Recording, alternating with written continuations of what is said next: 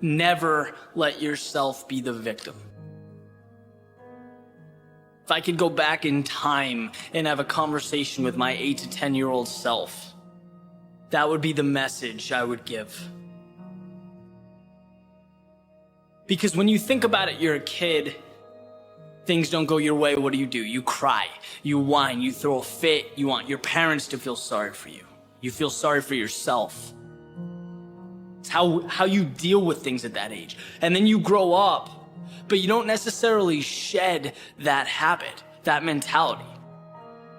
And it becomes obvious, right? I mean, you can talk to someone for 30 seconds and you know right away if they have that victim mentality.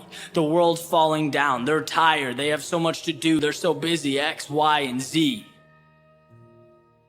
Look, having that mindset does two things for you.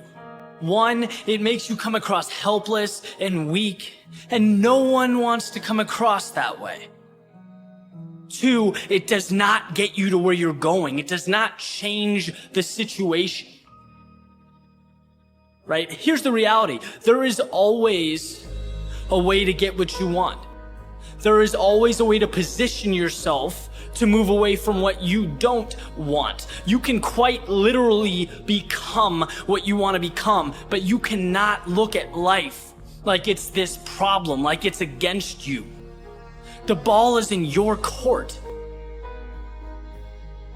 You know, it wasn't that long ago, 2-3 years ago, that I was not the happiest guy in the world, right? Did not like what I was doing, did not like how I was spending my time, was not energized, was not passionate about very much.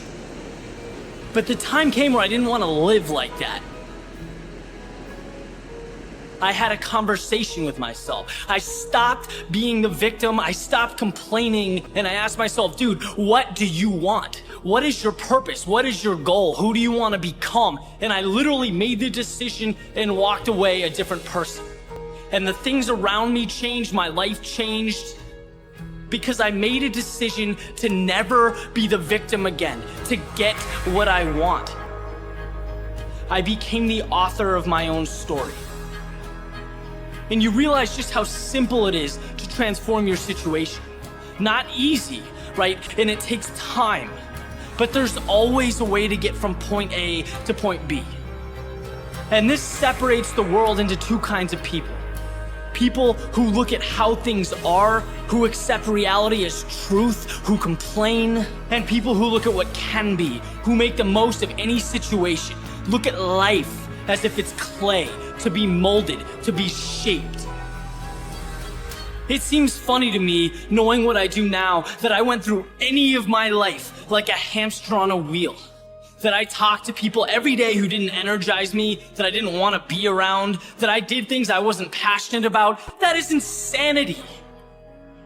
Because if you don't like something, but you do nothing to change it, what's left for you to do?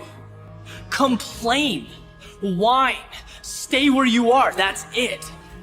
See, one of the reasons I reference athletics so much is because they bring this mentality on you that when things become difficult, when things become challenging, your one job is to find a way to figure it out. And I always did. And I took that and I brought it to everything else I do. And now it's eye-opening to see people achieving success, financial freedom, these things everyone wants, and know that the difference between them and everyone else is that they felt like they deserved it.